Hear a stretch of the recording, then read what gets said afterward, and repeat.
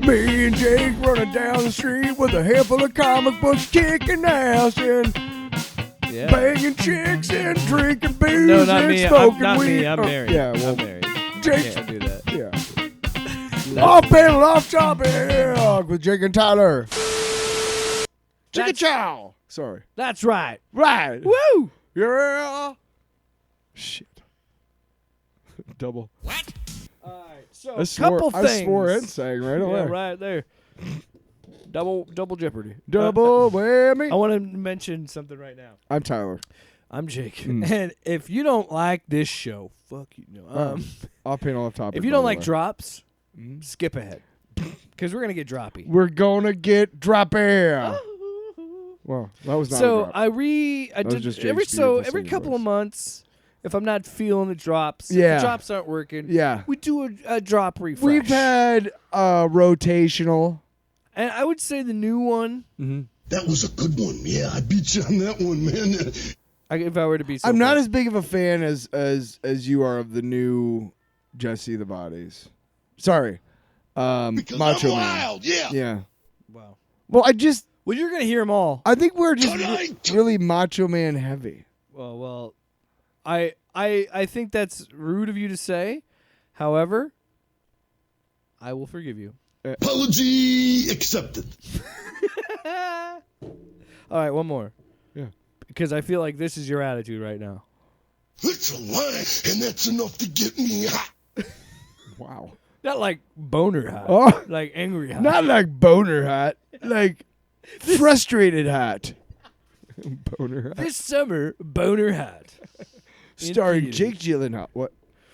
And then okay, all right, fine. You can just look at me, and when you get too annoyed with me with the board, you can say, "No, you do." Put that thing down. All right. We got some Arnold ones, some new ones. I know. We got. And I love your drops, so you know. But you know what? I'll sprinkle them some more. I follow around. I don't want to burn you out, so we'll kind of sprinkle them out. I hope you have some Paul Giamatti on there because my long box is going to involve him. Okay, I mean, I would say. Sure we do. Okay. Last time I checked, we had 2 of them from a Verizon commercial. I got what I paid for. You fucking go, buddy. Fucking dope. What's the other one? Come on. I mean, I feel like this was an oldie but a goodie. Mechanized organism designed only for killing. That's fantastic. Yeah. I forgot about that. And then I don't want to. Isn't there the one that I was like, "Boo, fuck you"? Yeah, I mean that's. Yeah. Oh, we've used that. Here's another one you could use. Fuck you, asshole. Yeah. You like that one? Because that's when he's in the room and he's trying to fix his eye, and the guy's like pounding on the door, and fuck you, asshole. And he looks at all the possible, which is such a precursor to like first-person shooter games, and RPGs and shit. Yeah, right. Yeah. Fucking way to go, James Cameron. Then you fucked up your legacy with Avatar. You know what James Cameron thinks of Avatar? Mm-hmm. So I'm coming day and night. I mean, it's terrific, right? What about the Messiah? That's what he thinks. Am I the Messiah? I don't know. I could be. I'm not ruling it out. Every time James Cameron steps outside of his door, that's what he says to himself. Yeah. You know what I say every morning when I wake up? I look in the mirror and I say, "Are you ready for pain?" Yes. And then I say, "Are you ready for suffering?" Yes. Yes. Captain Freedom. And then we go to work. And then I pay my bills, and then I say, let's not blow our load yet. Okay, one more. What the final one for you? I would say. Here is Sub-Zero. Now, Plane Zero. Oh yeah, Arnold. If he's Sub-Zero and then he goes to 0, it technically would be like an improvement because it would be positive. Oh, well, you're gonna keep the line. Okay. I took screenwriting school. Hey, he looks at that guy and he goes, "You're a fucking choir boy compared to me. A choir boy." What was that from? I don't remember, but could you imagine Arnold saying that to you in real life? But yeah, I don't want to get too crazy with it. Yeah. Well, too late. But hey, you can just imagine he's wearing like a gold lame shirt. Oh, he's full on Hawaiian shirt. There's he's definitely on some vacation. It's iridescent, like the fabric, like reflects the light back at everybody. It looks from one direction it's one color, and from the other one and he's just dancing. You make me lose my train of thought.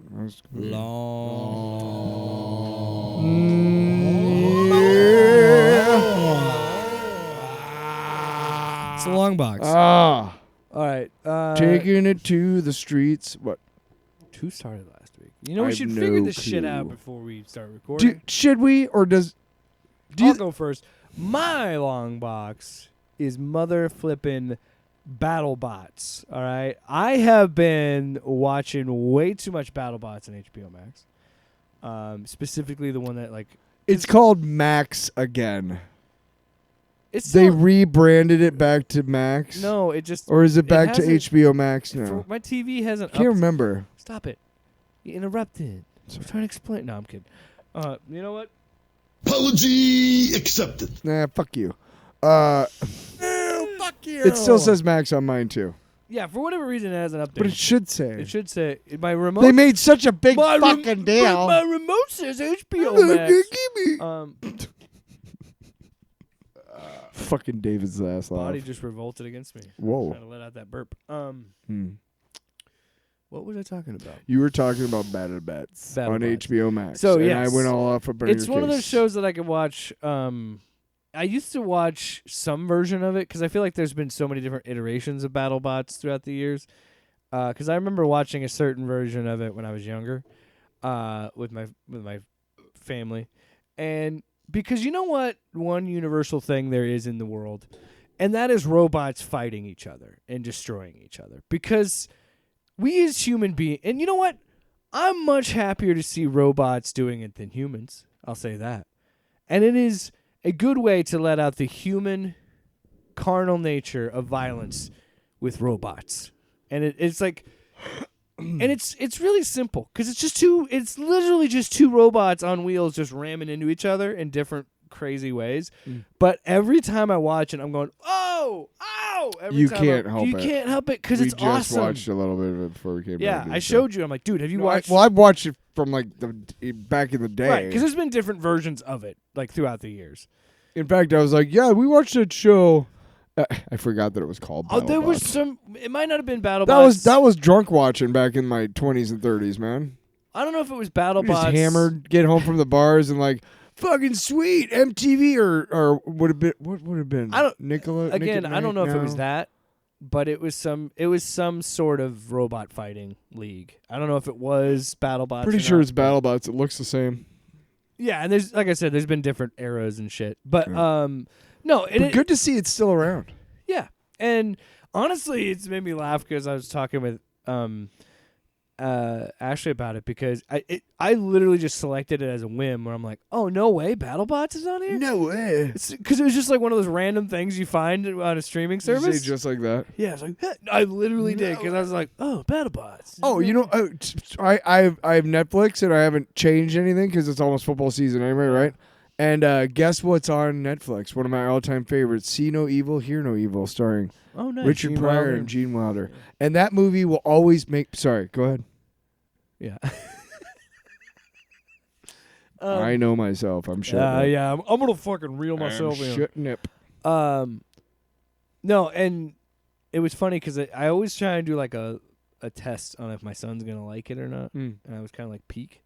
If he's invested, and from the minute we started watching it, and you saw, and I knew he would be because I'm not saying it's just because he's a boy. Girls could like robots fighting; it's universal. But it's all the things he likes. It's robots. They're remote control cars, in some sense, and they're just ramming into each other.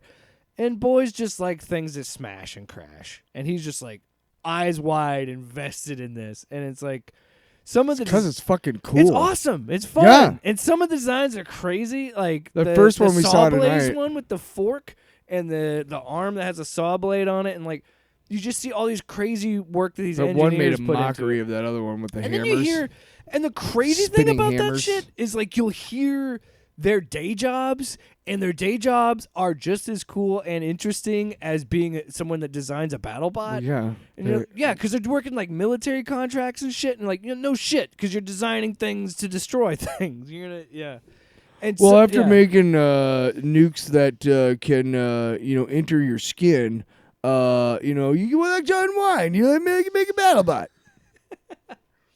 After making drones that can zip up your penis and explode you. Part of me was like, look, You again, done one little bit. stop it now. After making AIDS airborne. All right.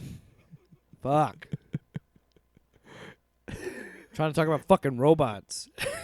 Anyway, because I was gonna say something nice about my son, so I'm like, damn it. I'm sorry. No, because you said military contracts. No, I jokingly dark. said to Ashley, because I was like, no, you never seen this? Because there's always that test. There's a Lincoln test, and there's my wife test. And my wife, she's like, BattleBots? Like, I don't know about that.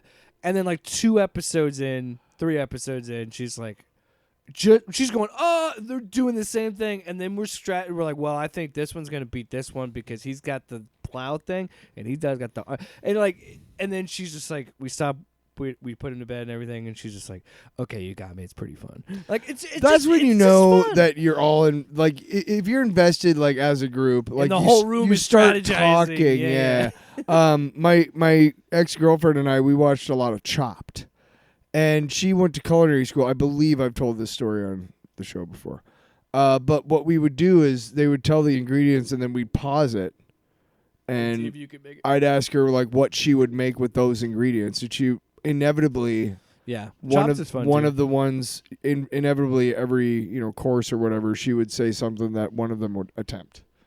Because she knew, like, I would do a balsamic glaze with a fucking confit and a fucking bleh. And it's like, I don't even know what you're saying, but it sounds hot. Whenever they do those, because of my ex-girlfriend. Sounds hot. After this, you want to. Sorry. Whoa! Say say creme fraiche again.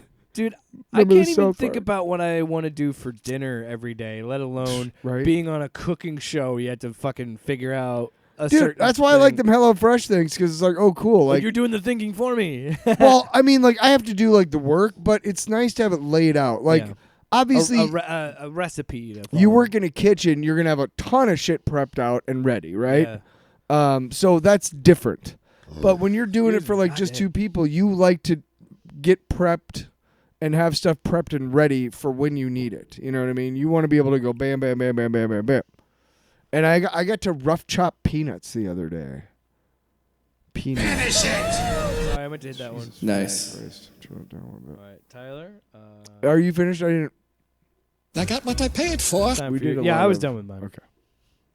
I love BattleBots. You should watch it on HBO. BattleBots is dope as fuck. There's also like another, so like I was watching Fight Night in particular, and there's like a few seasons of that, and then there's another one that's on there that's a different like era. It's not Fight Night. It's called something else. Because I feel like they jump. My understanding of it, around. My guess is they just kept like the different names for different eras, or because they kept jumping from different networks. You know what I mean? Different shows and channels and all that shit. So anyway, Tyler, what do you want to talk about today? Well, I went on a road trip the other day, and I like to have a audiobook, because to me it's better than having. Right now I'm writing an album, so I'm trying to keep other stuff. Oh, I'm shocked. Tyler's writing an album. No shit. I'm trying to keep most outside musical influences outside. So when I'm driving around, if I listen to music, it's my own. The stuff that I'm writing and, trying to listen to, see if I need to improve. Yeah, right. Come on, don't bullshit me. Nice. Or, like if I'm on a road trip, I want to like just have something to keep me occupied and keep me thinking. Because you're just generally driving straight. You're on the interstate. Yeah. You know what I mean? Your like, mind is going to... I mean, of course, the road turns and curves, and you obviously... just don't want to catch yourself disassociating and you're in the ditch or something. You know what I mean? Right. I was listening to this fucking awesome book. No, I'm just saying sometimes you don't realize how much your mind can wander if you don't like focus. Sure, yeah, and if you focus on what you're anyway. So I was looking and I listened to Cat's Cradle by Kurt Vonnegut, which is one of my favorite authors. And Spotify has like no other Kurt Vonnegut books. They have one of my favorites of his in German, which is not going to help me at all. Deine kleine Einstein. Holy shit, what did you just say? Shisa. Guten Abend. Anyway. You know what? I think what you said was, I'm ballsy. I don't take no shit from anyone. I'm ballsy. remember that. So that's not gonna help me out. And so just looking for a book. You know, I'm on the air and I got bored and I'm looking blah, blah, blah, and I find A Scanner Darkly. Now I've read this book before and I've seen the movie, and if you haven't, you should see it. It's really really good. On the show. Yep. But so I've read the book, but I was like, I saw who was reading it, and it was, guess who? Paul Giamatti. Better be ready.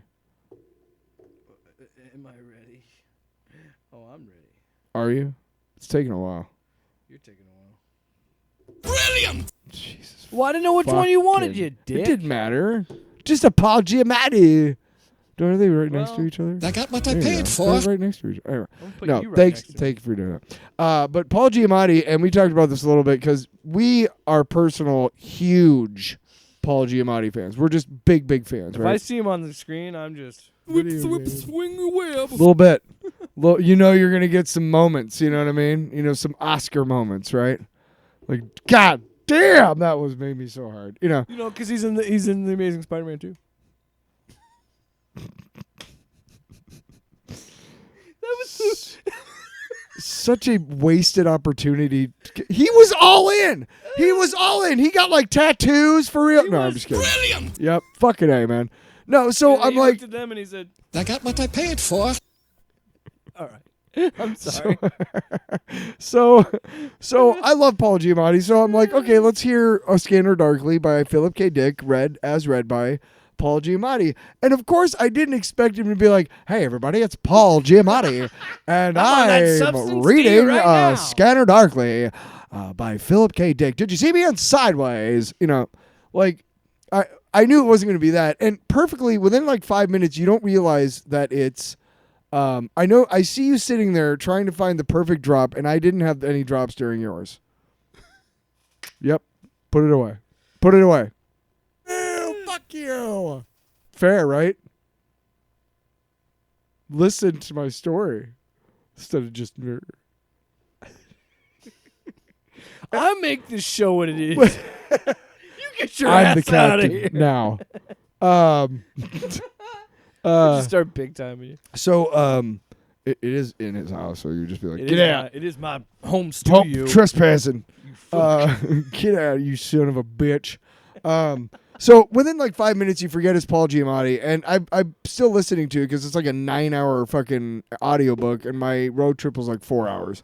So I'm still listening to it off and on when I'm just driving around, and I forgot that it's him doing it because he does he does voices for everybody, but he does it like not like shitty. Like he's a great actor. So he's like subtleties in it. Yeah, exactly. Like there's 3 characters: Barris, Arctur, and Luckman. And if you've seen the movie, you know who I'm talking about. I won't tell you who plays them in the movie because if I know Giamatti, if I know Paulie, like I do, Brilliant! right? Like, what are you talking about? But if I know him, Stop saying it. Do you think the cover of the audiobook is from the movie, right? Do you think he watched the movie before he read the book, or do you think he said, or maybe he'd already seen it? I don't know. Maybe. I have no idea. I would be curious to know if he watched it. Yeah, next time I pasta with fajoule. Pasta fajoule with the Giamatti. Yeah, me and Paulie G. Paulie G. Having dinner. If I know Giamatti, like I do. Hey, my boy G. Hey. My boy Giamatti. Giamatti. It's too many syllables. It's Giamatti. Like Giamatti. Don't be Giamatti. It's Paul Giamatti. Giamaggio. We are going to get so fucking fired. I got what I paid for. Shit. Anyway. But they all have similar voices, but he has such like minor alterations. Like Luckman, for example, has a slight southern twang. Arctur's kind of like the everyman voice, and then Barris has a way of speaking, or a way of cadence in his voice that you can tell it's Barris talking. You know what I mean? Yeah. And then there's Donna. So her voice. How does he do a woman? Just slightly higher than a guy, like, and kind of. It's really good. Like I can't describe it, but it's not hokey. I would say when I her Heart-Shaped Box, and I heard the audiobook for that. Stephen Lang did it. And he did the same thing. He did all the voices. Yeah. And he even did a woman, and I thought the women were okay. I don't know if I'll have to ask him next time. I don't know if Giamatti sings. Yeah, well, I'll and I can't wait for that fucking album Giamatti sings. Everybody, by the way. get ready. Episode 210. We're gonna call up Paul Giamatti.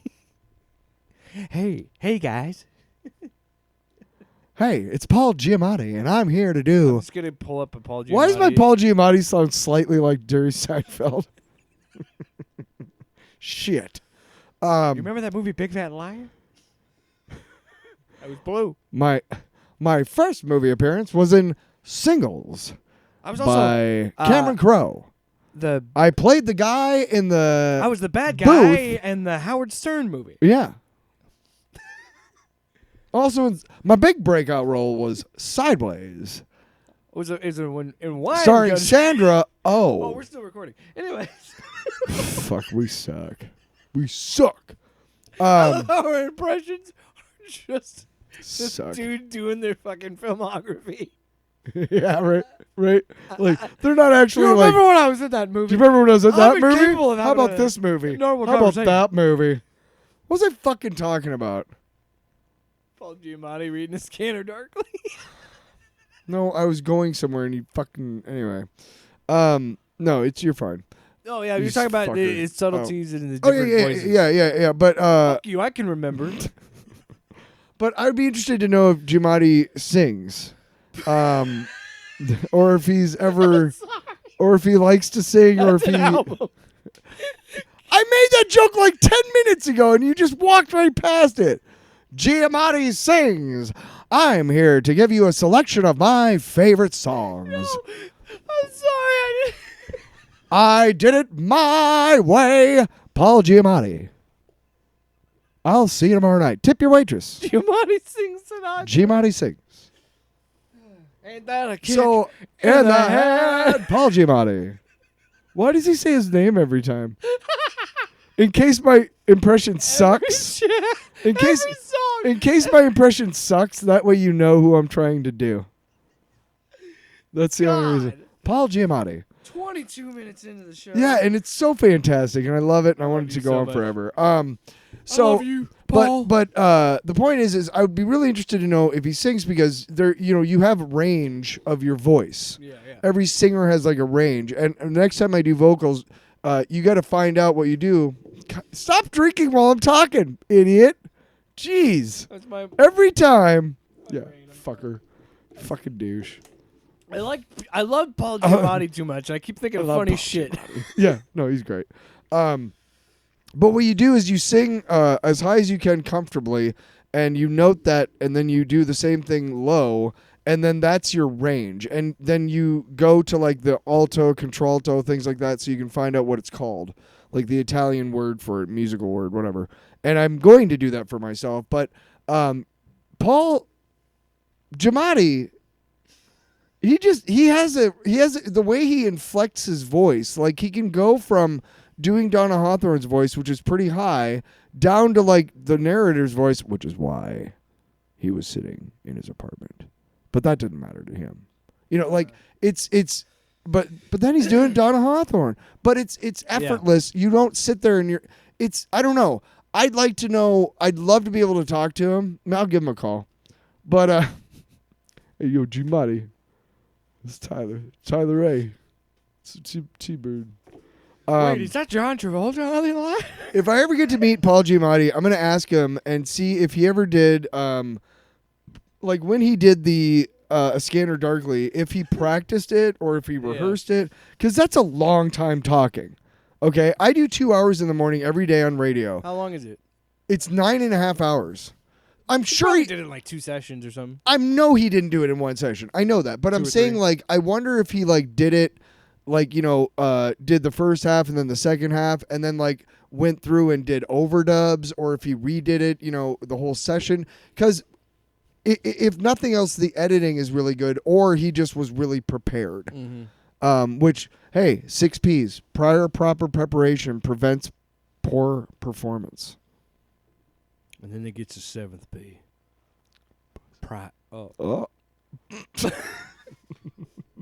Can we edit that out? Brilliant. But me and Jim Addy. I got what I paid for. Fucking A, buddy. Got with my Prime, my subscription. My Pro subscription, whatever it's called on Spotify. It's gotta be different than mine because I don't get any Shove it up audiobooks my in butt. mine. So. Well, you don't have Pro. You probably have the free. I don't think I. You have the free. Yeah, something like that. I cannot handle, if I want to listen to one of my albums, I can't handle ads coming up. I don't have Fuck ads that either, noise. but Oh. I don't know. Anyway. But highly recommend it. And next week, you mentioned Alien, the movie. No, you mentioned a movie, Running Man, with Yaphet Kotto. And he stars as the lieutenant in a show I like to call Homicide: Life on the Street. No. And yes. No, you already did your long box. I'm saying next week is what I'm okay, talking about. gotcha. So I was saying it's too bad I didn't get to do that this week because we talked about a movie that he was in. What was his name in there? Laughlin or Monroe? No, because two buddies. In what movie? Ben Richards, Running Man? Laughlin, and Oh fuck, man, I don't remember. Don't ask. I don't remember. Don't ask, don't tell. All I remember What the is military this. Cheers, says. Sub-Zero. Now, Plane Zero. All right. So I want to get into the news this week because we do have a little bit of We news. do have some News. news. You're never gonna believe the You're news. never gonna believe it. You're never gonna believe it. Hey, that's the news. I Hey, told you you'd don't never talk about believe it. me. All right. So some big news. I even had called you up Friday night. I know, and I was busy. The previous Friday night. But John Bernthal has been confirmed to join Spider-Man Brand New Day. So Punisher How are we gonna do is this? going to be in Yeah, Spider-Man. and how are we gonna do this? Because you're telling me that we got Born Again, Sure. where it's ultra violent, Mhm. like ultra violent. The Punisher is ultra violent. Excuse me. How are we gonna do this? You clearly cannot have that in a MCU movie, especially a Spider-Man Sony one. I don't think Sony would even allow it, or maybe they would. But Sony's got to have a say in it, I think. I don't know. I'm just saying, like, you know, I think ultimately it's still it's exciting. so my interpretation of it is Disney has always had say in what's going on currently with Spider-Man right now. That's why Venom and Kraven and Morbius and all that shit was never going Madam Web could never directly be tied to Tom Holland. So clearly they can also be like, no, you can't do anything to Punisher unless we do it because Punisher's under our ownership and that's just how it's going to be. I think this is interesting that they're going to be like, okay, we really are going to bring it back down to a smaller Spider-Man story, or at least it'll be more oriented around New York. And it's worked in the comics before. And see, Sure. that's the same thing I won't point to you. I will say, I get where you're coming from, and I had the same thoughts too, and I've always had those thoughts of like, okay, how is Daredevil going to interact with this Spider-Man? I know we already saw that with No Way Home, but that was Matt Murdock. That wasn't Daredevil. We didn't see the... Right. So, and I know that's always going to be a lingering thing, but then I always say it works in the comics. Like a hemorrhoid. Somehow it works in the Lingering comics. thing. But I agree. I don't know what they're going to do because there also isn't there supposed to be a Punisher one-shot that's going to be on the Disney on Disney Plus? Right, and I'm sure that'll be just as violent as whatever, and that's fine. But and I want it to be. It should sure, be. But how the fuck is that going to work with Spider-Man? I get what you're saying. You're right. But I want to go even one step further. How is that going to work with? Somebody's gonna have to bat cleanup. Gross. Me. I'm the Hulk. I need to get some Punisher drop. Yeah, Look, you do. red. He's gonna keep saying that to oh fuck, you're red too. Red and blue. Hey. Is that moron number one? Let me talk to moron number two. Hey, how hard can I bash this guy's head in? Wow. Is this PG-13 or All R? right, I need to fucking know here. Wow. shit, freaking, fuck. He just keeps cussing. Anywho. What are we looking for here, everybody? Are we looking for Amazing Spider-Man 187, which is, I believe, the number that... Do we still have that over here? I think you took it back. Where Punisher debuts. Yeah. Is that what we're looking for? Spider-Man in pajamas? In bright pajamas? And then the Punisher in a skin-tight latex outfit with little tiny bullets around his waist and a little piece of underwear and big white boots and, and his hair and his gun. Is that what we're looking for? Because that's not what we're fucking getting. No. That's not what we're getting. So I just want to make sure that everybody, and I'm sorry, I'm almost done.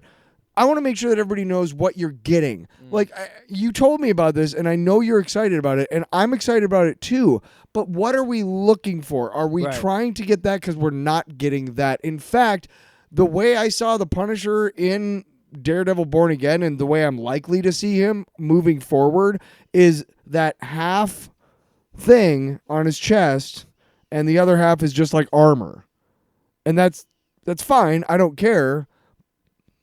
But if, Crossbones in the comics, did you ever see Crossbones in the comics? It would look ridiculous in live action. But the Crossbones they made in live action, I didn't like. So I'm thinking, give me a good live action interpretation instead of, and I understand maybe they're doing the half the Punisher thing because of all the asshole, police stations that, Yeah. Anyway, sorry.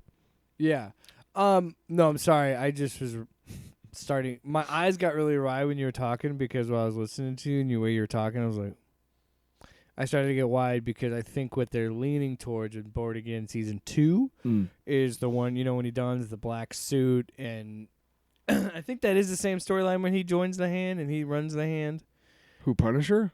Daredevil. Oh. Because there's a part in the comics where Daredevil runs the Hand. Sure, of course. Of course there is. And I'm like, in my head, I'm like, oh, shit. And I was thinking Elektra comes back in Daredevil Born Again Season 2. You think it'll be what's her name again? She's the Beast, and then, maybe that leads into his Beast. I'm saying they originally had it planned, I thought, to have Punisher in between, but that's not happening. So Punisher's going to be post Born Again Season 2, right? So you could do something there. That'd be right. I'm just trying to figure out timeline and why narratively is Punisher involved with Spider-Man. Because at this point, he just broke out of capture from Kingpin. Also, is Spider-Man dealing with what Kingpin just did? He has to, right? Right. And then, here's a chance to win me over, Marvel. If Brand New Day ties directly to that point. Born Again? Yeah. Yes.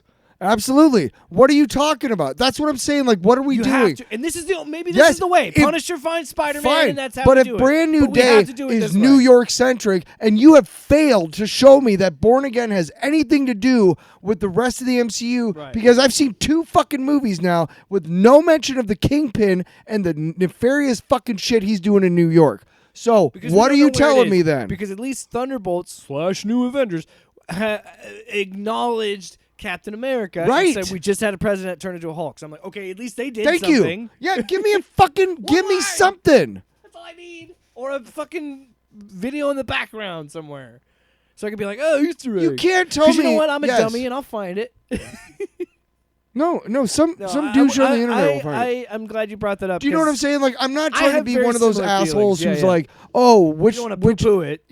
I don't want to be a cameo guy. I don't want to be going in there looking for the Easter eggs and shit, you know. And I'm with you, dude. I want it to make sense in a story because I care about John Barenthal's interpretation of the Punisher. And I have always loved Spider-Man, and I care about his character, and I want it to make sense. It'd be really... And I think this would be a really cool fucking way to tie it all together because Daredevil and Spider-Man are friends in the comics. They're you know why? Because they work together a lot, because they're low-level heroes. They're not really heroes. I mean, they're not really friends. Did you say Spider-Man and Punisher or Spider-Man and Daredevil? Daredevil is what I was saying. Yeah, more of that. Yeah. But dude, I hate to be this guy. Because capitalism sucks, and I still don't think what Disney did with Fox was okay in any way. And I thought if we really truly had a trade commission, they would have fucking stopped that because it's monopoly. But we do live in a world where fucking we could see Human Torch and Spider-Man hanging out and teaming up in movies. Sure. And I can't. Which I don't know what the whole man, deal with that is. Hey man, the little kid in me is cool with that. Yeah. I'll say it. It's pretty cool. Yeah, pretty cool. So also, my understanding is this is after Doomsday. And Yes. I think it's before Secret Wars? Secret Wars. I don't know. The only way I think Punisher is involved with Brand New Day is in some way Spider-Man is not in it, but he is mentioned, maybe. Because I don't know if they're going to be able to get Tom Holland to do Daredevil, especially because Spider-Man is such a kid-centric hero that they're going to want him to be. They could absolutely have Spider-Man cameo It's just a suit. in Daredevil. But they can't really, I mean... It would have to be after everything, or it had to be in the middle. Unless he shows up during the fight. I'm just looking forward to Superman in a couple weeks. Unless he shows up in a fight during like the big, because there's going to be a siege of Daredevil's forces against Kingpin. Yeah. So I'm sure maybe he gets involved like in Civil War. He just pops in like, "Hey, everybody," Wait, which would be what's cool. going on? Oh my god, it would blow my mind. All right. So anyway, next bit of news. So it's exciting. That is exciting in some way. You brought this to my attention. DC Marvel crossover. So we know that Batman and Deadpool is going to be like the center, which would be piece. interesting. That's the first announced official series. Yep. But we knew the creative teams, we knew the names involved, but now we know the official titles of not their own like stories in issue form, like one shots. You'd think they would be. No, they're backup stories to Batman and Deadpool. Uh-huh. So rather than be their own one-shot stories, they're just backup issues to each different issue of Batman, Deadpool, or Deadpool Batman, however you want to view it. So you brought the first one to my attention, which is Daredevil Green Arrow, which I thought, ew, what are we doing? I thought what I understood it to be is Batman Deadpool is a series. Yeah. And these are backup stories in each issue. Yeah, but no, I think the backup story is Daredevil, Green Arrow. I don't think it's like... No, because there's other ones. Oh, there's which ones two are other the other series. ones? Oh, which ones? Oh, there's two other titles. Yeah, there's there's but the thing that interests me the most about Daredevil, Green Arrow is the creative team. So it's Kevin Smith, Yep, who wrote Green Daredevil Arrow comics and Green Arrow comics. Yes, he did.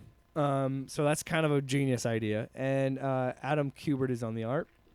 The other one is Captain America Wonder Woman by Chip Zdarsky. Cool. I'm like, ooh. And the artist is Terry Dodson. Nice. And then this one I'm like, fuck you. And that's because I play Marvel Rivals. Jeff the Land Shark Crypto by Kelly Thompson. And the artist name is Gurihiru. It's Gurihiru. I'm not quite sure on the pronunciation. Oh. So I don't know. Girardin. But you first showed me the Daredevil Green Arrow, and I kind of poo-pooed it at first. Then I was like, oh, it's Kevin Smith doing it. And there's some really interesting creative talent behind this.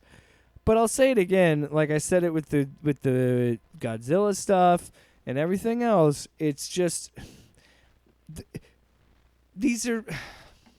If you like crossovers, that's okay. That's fine. I'm not here to judge and I'm not here to tell you how to read comics and what comics you should Just enjoy. be glad I didn't bring Godzilla versus Avengers over, because that is a piece of fucking shit. But all crossovers eventually end up to the same thing, and it's always this way when you see it. Like, it's one issue, this guy gets the upper hand, and this issue, this guy gets the other upper hand.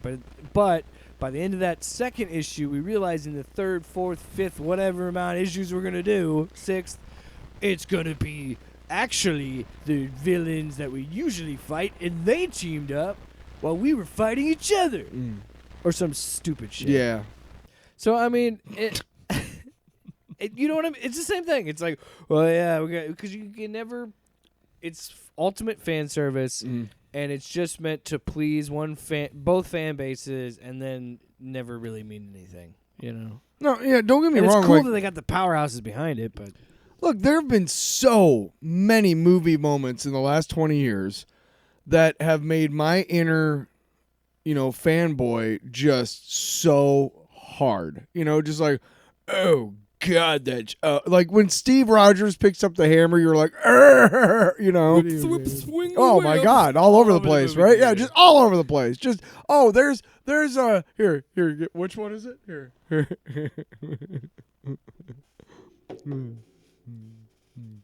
What's that? Willem Dafoe's returning as Green Goblin? What's that? That guy's returning as Dr. Octopus? Oh my God. Oh yeah, that was some good stuff right there. What? No, if you're gonna do that. You mean Jamie Foxx is coming back?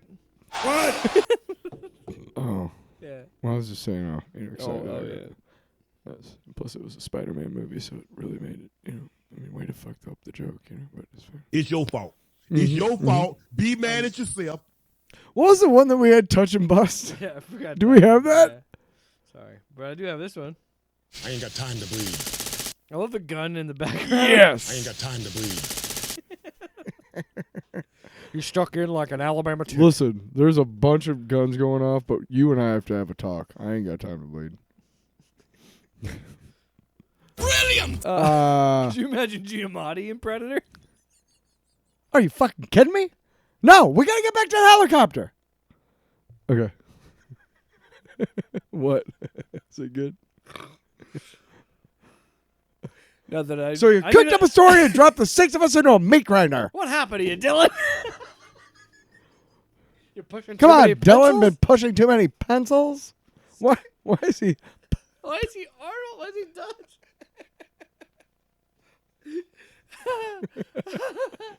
No, we'll talk about it later. What do you mean the jungle came alive and took him? Sorry. Now I'm like Carol Channing or something. Looking out my window at the Broadway and the lights. Congratulations to the 3 people in existence that get that reference. You fuck. I don't even think it was the right reference. I don't either, because I don't know what the hell you're talking about. Shut up and get on with the damn show. All right, take the mics off. Let's get serious. All right, let's stand up. I was joking. No, All right, last bit of. What I was just trying to say is, regardless of how good we're the insane team is what. It's still gonna just be the same shit. It's gonna be awesome though. I'm still gonna love it. I love that the Punisher is in a Spider-Man movie. Regardless of how they do it, if you will, it's still the Punisher in a Spider-Man movie, and that's pretty fucking dope. And I can't say the fanboy in me loves Kevin Smith doing a Daredevil Green Arrow book. That's kind of awesome. All right. So, similar to a few weeks ago, comicbook.com. Wow, we were talking about 2 different things just there. Yep. Yeah, but we tied them both together because tied that's it what up. you do. We tied it down. Whoa. There's still plenty of meat on that bone. You take this home, throw it in a pot, add some broth, a potato. Baby, you got a stew going. That's, I feel like, every time we record. Fucking Carl Weathers R.I.P. as himself on Arrested Development. He had so much, I read about that, he had so much fun with that role. Because they went to him and they were like, hey, what if we made you like just this really cheap-ass motherfucker? And he's like, I love it.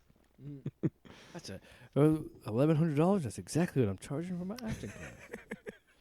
Come on, let's go. Come on. So comicbook.com. Yeah. This article is written We by... love comicbook.com. Oh, by the way, we us. were so inspired by that article we read a few weeks ago about storylines. That We've we got decided that to John mine Byrne you book. for more content. That's right. So free of charge. I think it's Misael,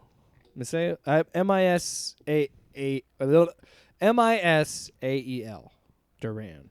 I don't know the first name. I don't want to mispronounce it. So anyway, they wrote an article. 10 best Marvel legacy characters. Interesting. Now explain to the audience and me. I have a vague idea of what a legacy character is, but I kind of don't. So I'm not sure. Can you explain it? Or rather, do you want to read the preamble and maybe that will explain it? Yeah, because there's the article. Chud definition of legacy character, then there's like everybody else's definition. Right. Yeah. So let's see. So like, are we talking Steve Rogers compared to like, Falcon as Captain America? Like Steve Rogers is the legacy character? Like, or Sam Wilson is the legacy character. is the mantle, pretty much, is kind of how I understood it. So like, okay. Sam Wilson is the legacy character because he's carrying the legacy of Captain Okay. America. Cool. Is how I interpret it. Gotcha. So like Wally West or Barry Allen or Okay. whoever is. So let's go on with the list. So number 10, Carol Danvers, Captain Marvel is who they have as number 10 for legacy characters. Because they're they're also referring to, of course, Marvel, Captain Marvel from the comics. I don't know how I feel about it. I never really read that much of Carol Danvers. To be honest, I'm such a normie when it comes to Captain Marvel that my only exposure to that character is the MCU. So I have really no frame of reference for Carol Danvers or anything. All of my Carol Danvers references come from X-Men comics in the 80s, and that was all exclusively about how Rogue originally could not fly and have super strength and all that. Yeah. But she accidentally touched Carol Danvers and did it in such a way that she stole part of her. I don't know how they explained it, but after that she was changed. She could do all that shit, but she also always felt guilty about stealing somebody's memories, basically. Carol Danvers, by the time I knew anything about her, she was binary, and she was in the Starjammers. So we rarely saw her in the comics, and when we did, she was binary. She wasn't Captain Marvel. In fact, Captain Marvel wasn't a thing until after I stopped collecting comics. So, we're talking late 90s. Sure, whatever. What's number 9? So number 9 is a Nova. It's Sam Alexander. So he was introduced as a Nova Corps member after the events of Avengers versus X-Men. I don't have any reference for Sam Alexander. I know he's a fan favorite, but I don't know why. Number 8 is interesting. Nadia Pym. Who is the Scott's daughter in the MCU. They made her in the comics. It's one of those situations where that character, Hope, in that whole situation came first, so they created a character kind of of course, based on that, and kind of went from there. So again, I have no frame of reference.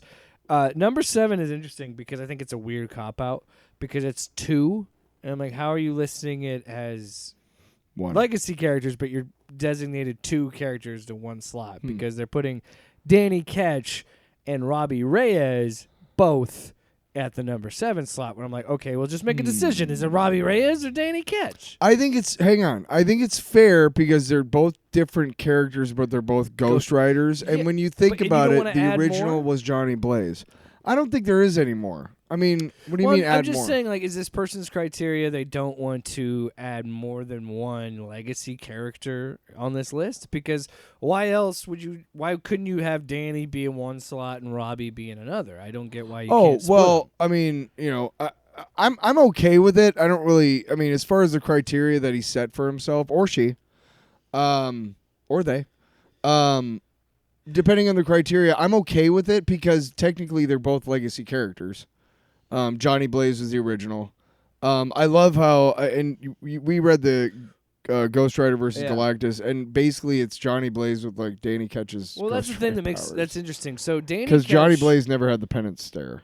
I think Robbie is great in his own way, and I'm sure we'll probably see him in the MCU. Yeah, or maybe we'll see Danny Ketch. Robbie Reyes in that fucking final Avengers thing. No, that was really cool, but Robbie Reyes when he took over the Celestial because he can drive anything, fucking sweet, dude. I love the idea of him having a car. That is kind of cool. Yeah. But that's the thing though with Danny Ketch. And that's the Ghost Rider I'm most familiar with. He's an example of a legacy character informing the original character. A lot of the things that people like about Johnny Blaze and the things that are incorporated in the movies are actually things that it came from Danny Ketch. Yes, that got adopted onto the flaming you were chain, about, and the flaming jacket, wheels. His whole look is kind of stealing from Danny's. Yes. And what's cool in later books is how they distinguish Danny's. They make his flame blue. And it's just a really cool thing seeing those similar looks and everything. There's some really interesting Ghost Rider. Look, whether you like it or not, Johnny Blaze was a dude in a suit with it looked like he was wearing a mask, not had a skull head. And then he always had just a regular bike. Other than it's being 2, I agree with this place. I think Danny Ketch is a huge again. Danny Ketch impacted the original character, which is Danny Ketch revitalized Ghost Rider and Johnny Blade. Yeah, the Mantle and Johnny and everything. He made everybody better. And again, Marvel, Ghost Riders. It's a show. Period. Yes. Come on. Oh, dude. You're already nailing it with Predator. You're already doing it with Predator. You could go back to the original Westerns, Ghost Rider. man. Yes. The dude in the white suit. Flaming Skull Gunslinger. Give me it. No. It's just a dude in a white suit. I know, but stop. You know what I mean. Come on. Let's have some fun. Listen. Hey, try it. Terry. Number 6. It's like my John. It's the John Madden boom minus Terry. Number 6. Jane Foster. Thor. I like it. Good placement. Like it. I like this too. If you've read any of the books, it's really important that you do. Fantastic. Do yourself a favor. Yeah. Read Jason Aaron's entire run on Thor. Mm-hmm. From the Gore God Butcher shit through the Jane's Thor the Mighty Thor Jane stuff, all the way through the end. It's great. We talked about this last week about deaths, about characters dying. Okay. Oh, hers is so. Oh. But here's the thing, is the way that they did. The way that Aaron did Thor, he didn't kill Thor off. He made him unworthy, which was a cool fucking mystery in the Marvel Comics for a good couple of years. Like, what did he say to him that made him unworthy? Whatever. And then that's how Jane Foster took over. But we didn't even know. Also, it was who is that? It was great. Overall, I think, because I remember. Pretty good. And of course, she's that 5. was the big deal. Like, there's a lady Thor. Yeah, she's 5. Or Thor's a mantle now. She's 5. 6. I was getting to that. It's 5. Number 5, Kamala Khan, Miss Marvel. Who's the original Miss Marvel? I can't remember. Well, does it say? There's a blonde lady with Read it. I'm not reading it. Number 4. I'm sorry. I don't know. I only know Kamala. And again, that's an example of the legacy character being bigger than the original. Number 4, Kate Bishop, Hawkeye, which I think is a pretty good placement. Yeah. She's very popular. I've skimmed ahead, and I'm a little contentious with this. So I think what they're doing is they're similar to Ghost Rider. They have 2 for 1 slot. Sure. Captain America, it's Bucky Barnes and Sam Wilson. So I only exposure to Sam Wilson as Cap is the movie. Really? And the show. I didn't you really read a couple of those comic books that are the United States of Captain America. I never got bought around those. to reading those. No. Great. Give them back. Dick. Yeah, I think I gave them back a while ago. Anyway, so and I never read anything with Bucky being Cap. So that was right after he got killed. Disputes.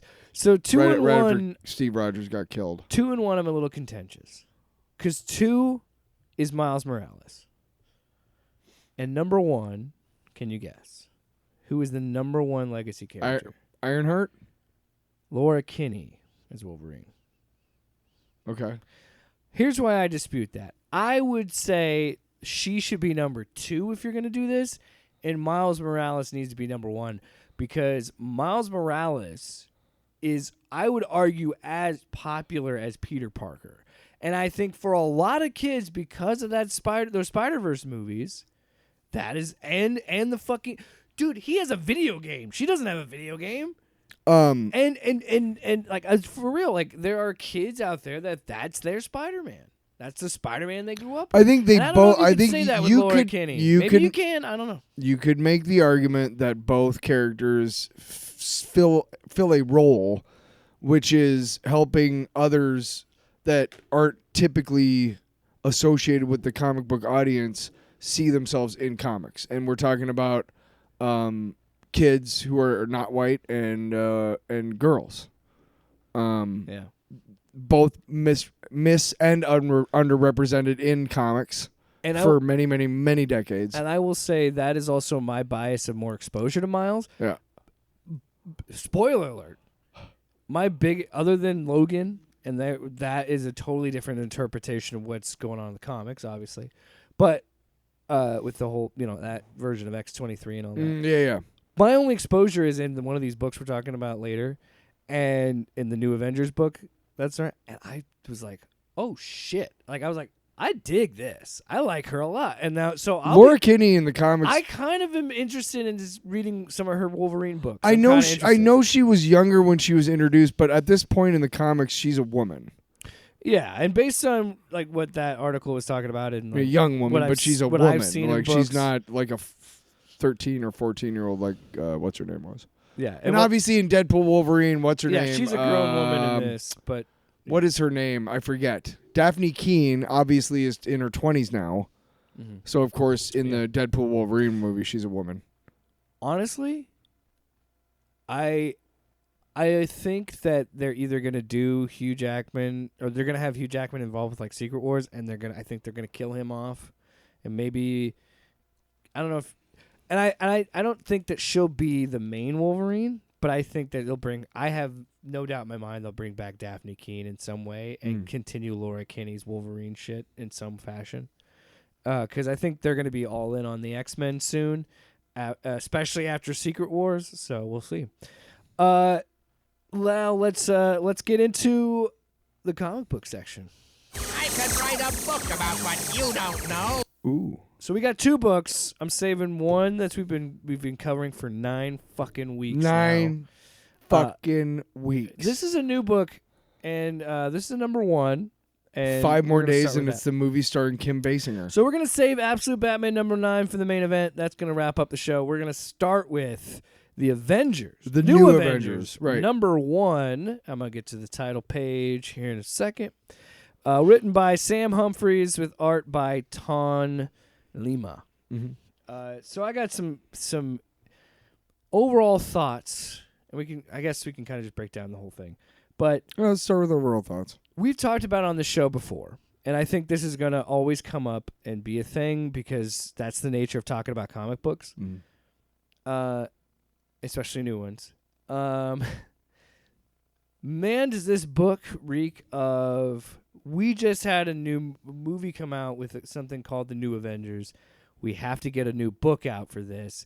We don't necessarily need to use every character from the movie, but we have to have some sort of analog to what's going on in theaters right now. And that's what this book, on its surface, feels like. And in that's some way, absolutely a fair... and it is what it is.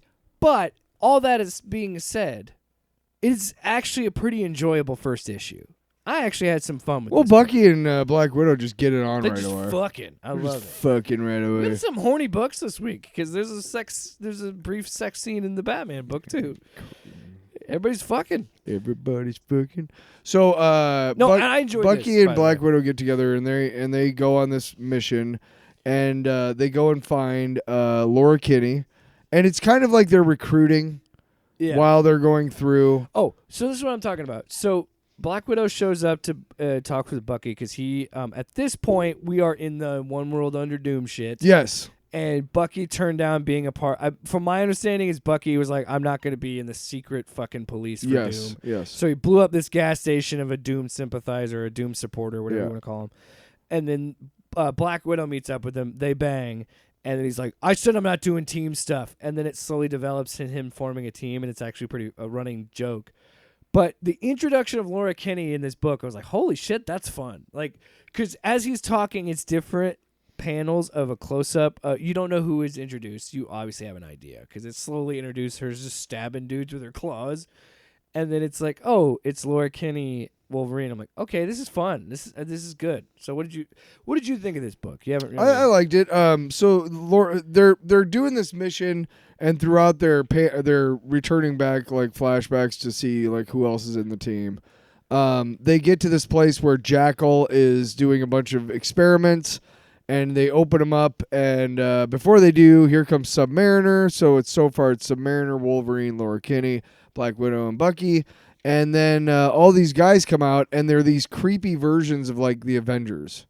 So you got or just of people you got Black Panther. Yeah, I was gonna text you, but they're supposed to be clones. Jackal is the horrible clone saga of the Spider-Man. That was the Jackal. Let me get to that. Yes, that's what I was gonna say. Yes, and I was gonna text you this, but I wanted to save it for the show. Yeah, because when I saw that Jackal was introduced, I'm like, fucking Jackal. And you know what? It's brilliant. it's a great choice because it's such a doofus level character that it's perfect. And you know what? Unanimously, people that I lived through the fucking Clone Saga can tell you this. Fuck Jackal. And so there's so much goodwill to be like, he's a perfect character everybody hates. So it's like, great, he's perfect. Well, hang on. Now, and so, yes, Jackal's thing is he makes clones, so he introduced these, like, warp-twisted clones of the Avengers, and right. that's who they have to fight. And that's who they have to fight. Yeah. And that's, you know, obviously Submariner comes in, and so they know, you know, they're fighting against these guys, and it's tough. And this, the Cerebro fucking Wolverine? What is that? I don't know, like, which ones, because they're all, like, you know. What's up with the suit and tie Black Panther? I kind of love some of these designs. And then, like, Doctor Strange. Oh. The cover of this variant is creepy and weird as shit, and I was like, what the fuck are we reading, Tyler? The 70s, after Green Goblin gets killed, that was a big deal because, it was rare that they killed anybody off, even villains. And so it was like, oh my God, so what do we do now? And they made the Jackal, like, the main Spider-Man villain for, like, a decade. It's awful. No, not necessarily. I mean, it's just it was just a different guy. Yeah. It was the same shit as Norman Osborn. It was just, whatever. And obviously Jackal hires the Punisher to kill Spider-Man. That's how Punisher is introduced. Hard to believe that Frank didn't see right through the green fucking outfit and be like, "You're a bad guy. Why am I working for you?" We read that book, remember? You kind of look like the Green Goblin. You kind of, yeah. And that's what it was. Honestly, they were like, well, we can just substitute this guy and they won't fucking notice. Probably complained after he got killed or whatever. Also, anyway, I got to talk about the team. Namor is also on the team now. A Submariner. I said that. Yeah, but Namor. Yeah, well, he comes in right before they, yeah. But yeah, he shows up so to help fight they're them, fighting him, but then fight this them. Black Bolt dude comes out. Well, Laura gets her fucking arm Jackal blown gets off. eviscerated. Yeah. And we're like, who? Wait. And well, it's like, I think it's a this is hologram. Yeah, whatever. My point is, they keep talking about the Illuminati, and you and I, as a reader, know where's Black Bolt, and then how he shows up is awesome because he's this gigantic Black Bolt just screaming, and it ends with him just. Well, he can't talk. They're all like ridiculous representations. So like you got the Reed Richards, and like he can't control his body. You got the Black Panther, and he's got like this like suit and everything, but he's also got this massive machete. Iron Man's like you got Iron Man who's half robot, half human, and then you got Blackagar who in real life can't talk or else he'll blow everything up. This one can't talk, but he's still trying because he's dumb and he doesn't know not to. And he's blowing. And at the very end, these they liberated all of these like mutated humans, and at the very end they're far away, and they hear in the distance Blackagar Boltagon, which is Black Bolt's real name. Yeah. And so clearly he said it, and you see this giant white like just explosion, and it says to be continued. He keeps trying to say his name the whole time. Well, it says to be continued, and then we don't know what happens. It's implied that when he finally says his name, it's poof. But yeah, it's a fun book. As much as it tries to tie so much to the Thunderbolts, New Avengers I stuff, kind of well, I dug it. I honestly did not really think about that until you brought it up just now on the show, which is how observant I am.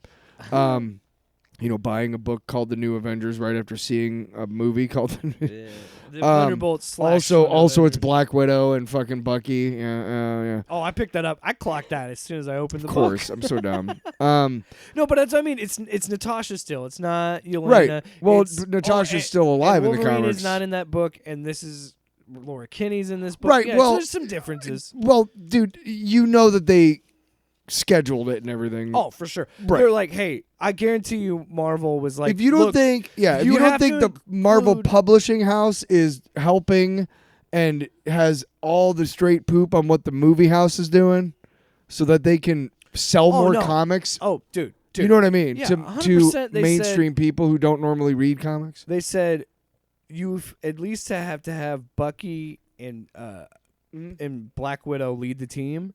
And then you can pretty much have whoever you want, and that's it. And they're like, also, and I hate to do this, but I guarantee you they also said at some point, hey, maybe use these characters. They're popular in Marvel Rivals right now, so maybe because Why else is Namor in this book? It would not Why surprise else is me Namor if in this book? the Why publishing else is Wolverine house in it?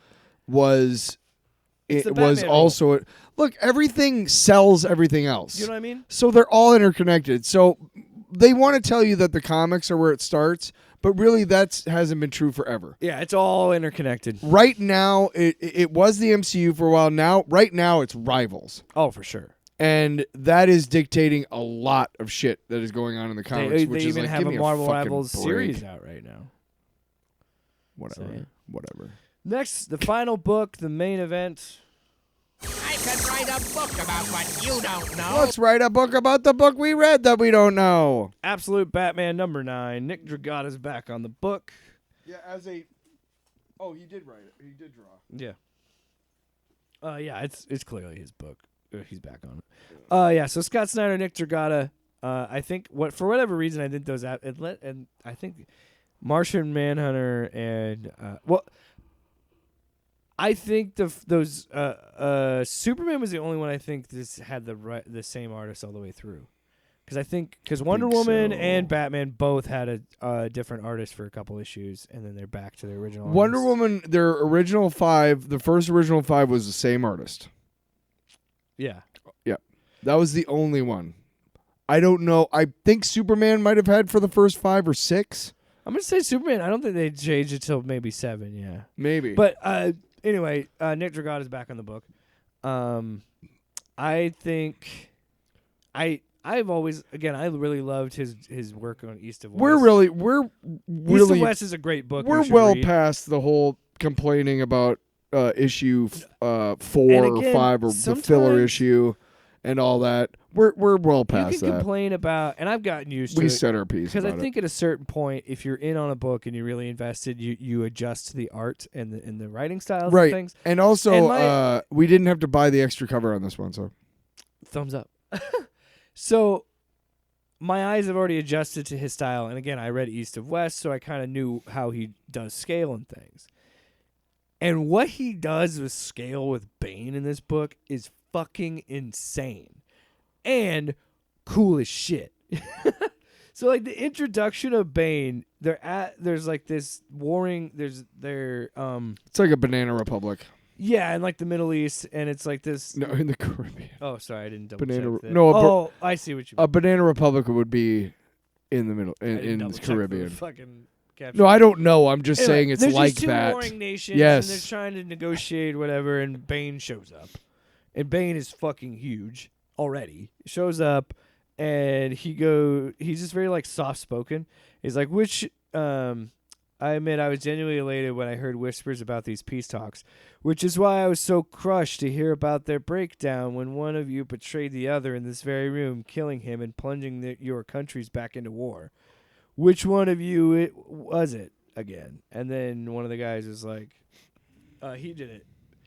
And so then he crushes his head. He just grabs his head with one hand and crushes it. And it's awesome. And then he grabs the other guy and kills him too. And then we just get this double-page splash of just this humanity. Of flesh called Abomination. So most mainstream audiences do not understand the Bane character. And the reason why that is because in Batman was it Batman Forever or Batman and Robin? Was it Batman and Robin? Yeah. Okay. Bane was in Batman and Robin, but they completely misrepresented the character. They made him a big dumb stooge. Yeah. And in the comics, he is on a level of intelligence and detection and figuring shit out like that as Batman. He's that smart. He just figures out who he is. I don't know what they're doing with Absolute Batman Bane, but I really like that they have maintained that he is to a point where he is the master of all he surveys, not because of his size, that helps, but because he already knows what's about to happen before it happens. When he fights Batman, it's fucking perfect. Oh, you got 2 arms left. Oh, you got one arm left. We'll get to that. Oh yeah. So, by the way, I want But to say... that's I would Bane say, that's the original Bane character, and that's Nolan- what makes him so great in the comics, is that he's not just bigger than Batman, he's smarter than Batman. Yeah, I was going to say that Nolan was also responsible for reintroducing that to the mainstream. The only issue I've always had is I never make it the thing that he's a luchador. Like, that's kind of why his mask looks like that. Like, Yeah, it does he's suck. Hispanic in the books, Yeah. and they never get that. Yeah, Right. douches. Anyway, so we get to later, and we find out that Alfred's like, I was gone, and he went on a fucking warpath because he's looking for Waylon. He's trying to figure out where his best friend is. We see that one of his old helmets is in Gordon's office, and he's calling Gordon. Basically, he assembles a team. So he's working with Various this people. version of Gordon is like, this is how we're going to do his relationship with Barbara. Pretty much. We're setting that up. Who knows if she's going to be Batwoman or whatever later, but he's clearly setting up that's their relationship. So then we find out more about how Gordon loses the mayoral race, but he's trying to convince Martha to run next time. We get a flashback of Waylon saying he wants Bruce to train him for a big championship fight. Yep. All the while, Selena and Bruce are fucking on a pile of money. Yeah. So yeah, then Fucking- Batman tries to break into Arkham. Well, he's got a team, so he's got people telling him how to do and what to do. Like Riddler's with him. Riddler, I think the Penguin character. Yeah. But they're all trying to help him rescue Waylon. Yeah, because he's locked up. They find out he's locked up in. And he goes and realizes, oh my God, like what we thought Arkham was is not what it is at all. It's already In up. fact, It's been up and running for. they're a long like, time. yeah, you're not even close to where it should be. And he's like, well, I'm somewhere. And they're like, oh shit, Yeah. like it's an ultra black site. Like it's This isn't anywhere near the blueprints right. we had. Yeah. Yeah, it's even like so he gets in there somehow, of course, being Batman, and then Bane shows up and they fight, and it is So yeah, by the way, he one-sided. finds a giant bat skeleton. So Oh. I think that's the implication of they're doing stuff with Man Bat and shit like that. Oh, So, cool. like, I think there's some little Easter eggs Yeah, in yeah, Batman yeah, shit. So yeah, when he meets Bane, he just says hello and then kicks him and goes, "Go on, it's okay." And then Batman just sticks his cape in him, throws some batarangs. you can advance now. You can advance now. Just kicks his ass. Yeah, but then like you said, he paralyzes. He goes Muay Thai, very nice. Paralyzes one arm, and then he goes, "It's all right, focus. You have another arm." Paralyzes his other arm, kicks him. Look at me, hey, up here. That's all right. You still just got your toying with legs. him. And Just then toying with Batman's him. like, "Fuck you." And he's like, telling him every fucking fighting style that he's using Savant, as he's using it. impressive, Yeah. Bang. And just thank you, I blocked that, but bam, that's nice. Good And way this to is my use favorite that. part. I texted you like, "This is fucking awesome." When he's like, "Is that all you got? Come on, you only need one leg. I only need one leg to kick your ass. You juiced up." Yeah. He goes, "Juiced up, friend. I haven't even used this stuff yet." And then he pumps up, and then Batman just looks up and he goes, "What are you?" And he goes, "Call me Bane. Welcome to your new home. Now let's get you prepped for surgery." And it's just like kaiju level. Like he's like 9-10 feet Hulk fucking level. tall. Yeah. Huge. And I'm like, holy Full rage shit. Hulk. Full rage And Hulk. that's when I texted you, because God dang, does Scott Snyder know how to I'm write Batman. gonna read that Crypto the Last Saga. Mm. Do you want to keep it so you can sleep with it? I want to fuck it. Wow. Yeah, I'm Whip, swing the whip. all over the place. Oh man. No, it's So sexy. even with that the complaints that we might have about that issue 4, dude. Jeez, this is such a good book. Right. And I was again, And that's more, to be honest, that's more about probably publishing fucking up, oh for sure. corporate and publishing fucking up like the schedule and not, you know what I mean? I don't want to blame Nick Dragotta. Oh, dude, and we said like very much we are artists and talent friendly. Like Yeah, because we know that a lot of them work for piecemeal. that doesn't mean we're not going to criticize things when we don't like it. No. But that also is like a lot of time. Yeah, a lot of the criticisms, like with the when I was bitching about with crossovers, and in no way am I complaining and mad at those guys, No. those people for getting work. I'm just being like, I know what this is. They're going to do the best they can with what they got, Yes. but we all know it's going to be the same shit. And their backup stories. And not everybody some are rises nothing to the story. occasion. You know, not everybody hey, it's your big shot and you failed. Okay, well, you got your big shot. And it's okay that you failed. It just wasn't for you. And you'll find something else, you know? Yeah. God, I mean, stop being such a sod poodle.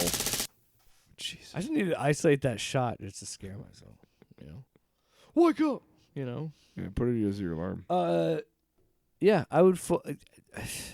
I don't know, man. I'm kind of in a weird spot because I'm like, we keep being like, well, I'm gonna stop reading this, and then an issue comes out, and we're like, well, shit, I kind of want to. I want to know how this Mr. Freeze thing ends, and then you're like, well, we're done, and then you just like, oh, here's the Bane one. The only one, I was like, oh, to be really honest, the only one that I want to quit, and I have, is Green Lantern. Till number 4 comes out, you fuckers. Honestly, yeah, that's the only one that was like, I just don't care. I don't care because you've already taken 3 issues, and I gave you a third like for free because I was ready to quit after 2. I was ready to quit after 1. Yeah, I was not into it. Look, you have to give me more before that first issue ends, and you didn't. I mean, shit, you, even like you barely gave me anything by issue 2 that made me want to think about reading more. this, like a great example, the new Avengers book that we talked about. That number 1, I said that's a fun number 1 issue. You know why? Because it doesn't even introduce the whole team, but it introduces enough members of the team, and it's enough cool little idea. Hey, Al, get to the fucking point, dude. You know? Instead, misery, misery, misery. That's what you've chosen. Off panel, off topic with Jake and Tyler.